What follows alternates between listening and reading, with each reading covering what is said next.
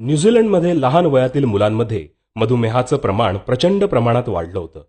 त्याची कारणं शोधण्यासाठी तिथल्या शासनाने तज्ज्ञांची एक समिती 1993 मध्ये नेमली होती. या समितीने मधुमेही लहान मुलांच्या आहाराचं जैव रासायनिक विश्लेषण म्हणजेच बायोकेमिकल ॲनालिसिस केलं. तेव्हा त्यांच्या निदर्शनास धक्कादायक बाब आली. ती म्हणजे या सर्व रोगाचं कारण म्हणजे Jersey, Holstein Friesian, red Danish या काऊचं दूध हे आहे. या संशोधनानंतर या विषयावर परत 97 वेळा विविध तज्ज्ञांनी अभ्यास केला. सर्वांचा निष्कर्ष सारखाच आहे. भारतीयांचे डोळे खाडकन उघडावे अशी घटना म्हणजे जेव्हा या शास्त्रज्ञांनी भारतीय वंशाच्या गायीच्या दुधाचा अभ्यास केला तेव्हा त्यांच्या असं लक्षात आलं की भारतीय गायीचं दूध हे A2 प्रकारचं असून ते आरोग्यासाठी अत्यंत उपयुक्त आहे. इतकंच नव्हे तर मधुमेह, हृदयरोग, कॅन्सर इत्यादी विविध आजार दूर करण्याची त्यामध्ये क्षमता आहे. आणि भारतीय देशी गायीच्या तुपामुळे हृदयरोगाच्या रक्तवाहिन्यांमधील कोलेस्ट्रॉल दूर होतं, तर गोमूत्रामुळे कॅन्सर बरा होतो. विचार करा, आपल्या प्राचीन भारतीय ऋषीमुनींचा अभ्यास किती सखोल होता ते, जे आधुनिक शास्त्रज्ञांना समजायला इतकी वर्ष लागली की देशी गायीचं दूध, तूप, गोमूत्र मानवी आरोग्यासाठी वरदान आहे हे हजारो वर्षांपूर्वीच आपल्या आयुर्वेदात सांगितलंय. ज्याप्रमाणे महाभारतामध्ये कृष्णाला विषारी दूध पाजून मारायला पुतना नावाची राक्षसीण आली होती, अगदी त्याच पद्धतीनं सध्या भारतीयांपुढे जर्सी, होल्स्टन फ्रिजियन या प्राण्यांच्या दुधाचं ओढवून घेतलेलं संकट आहे असं कोणाला वाटल्यास त्यात अतिशयोक्ती नाही. दुधावरील या संशोधनामुळे New Zealand, America, Australia, Britain, Brazil या देशांमध्ये जर्सी, होल्स्टन फ्रिजियन या प्राण्यांचं A1 दूध पिणं बंद केलं असून भारतीय गायींच्या दुधाला प्रचंड मागणी वाढली आहे. इतकंच काय, तिथे विकल्या जाणाऱ्या दुधाच्या पिशव्यांवरही ते दूध A1 आहे की A2 आहे हे लिहिण्याचं बंधन आहे. खरं तर भारतातही दुधाच्या पिशव्यांवर त्यातील दूध हे A1 आहे की A2 आहे हे लिहिण्याची मागणी ग्राहकांनी करायला हवी. कारण आपण काय विकत घेतो त्याबद्दल जाणून घेण्याचा ग्राहकांना कायद्याने पूर्ण अधिकार असतो. जसं तंबाखू, सिगरेटच्या पाकिटावर त्याचं सेवन आरोग्यास घातक असल्याची सूचना लिहिली जाते, अगदी त्याप्रमाणे भारतात मात्र या बाबतीत पूर्ण गोंधळच आहे.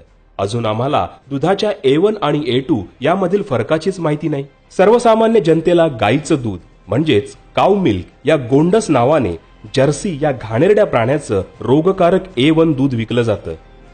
सध्या लोकांना आपली खरी गाय कोणती आणि विदेशी जर्सी प्राणी कोणता हा फरकच समजेनासा झालाय.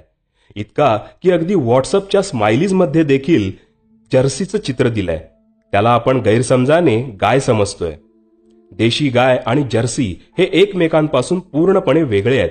दोन्ही समोर ठेवून निरीक्षण करा म्हणजे फरक समजेल. जर्सीचं दूध प्यायल्यामुळे मधुमेहाचं प्रमाण प्रचंड प्रमाणात वाढलंय. अगदी लहान मुलांमध्ये देखील मधुमेहाचं प्रमाण खूप वाढलंय. आम्ही एकीकडून मधुमेहावर उपाय म्हणून महागडी औषधं घेतो तर दुसरीकडे गायीचं समजून जर्सीचं A1 दूध पितो. कसा बरं रोग बरा होणार? आहे की नाही गोंधळ? गेल्या 40 वर्षांपासून म्हणजे विदेशातून जर्सी भारतात आणल्या तेव्हापासून भारतात मधुमेहाचं प्रमाण प्रचंड वाढलंय. आपल्या शास्त्रज्ञांनी श्वेतक्रांतीच्या नावाखाली भारतीय देशी गायींचं विदेशी जर्सी प्राण्याबरोबर संकर करून भारतीय गायींचा वंश नासवला. त्यामुळे देशी गायींच्या 80 पैकी 57 जाती नामशेष झाल्यात आणि जर्सीचं रोगकारक दूध पिण्याची वेळ जनतेवर आली आहे.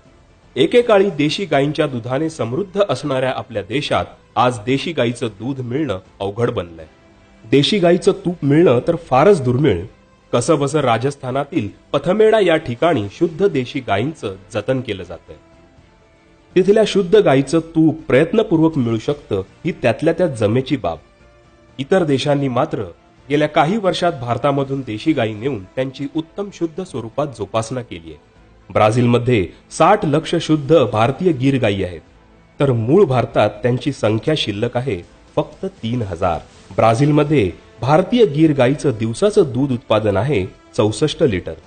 असं असूनही आपले डोळे अजूनही उघडलेले नाहीत. भारतात आजही दिवसाला लक्षावधी देशी गायींचा जर्सी बरोबर संकर करून त्यांचा वंश आपण नासवून विषारी बनवत आहोत. हे असंच चालू राहिलं तर येत्या 5 वर्षात देशी गायी भारतातून नामशेष होतील असा इशारा तज्ज्ञांनी भारताला दिलाय. मित्रांनो, आपल्या घरी विकत घेतलं जाणारं दूध हे खऱ्या देशी गाईचं आहे की त्या नावाखाली जर्सीचं दूध आहे हे तपासा. देशी गाईच्या दुधाचं सेवन करून आरोग्य सांभाळा.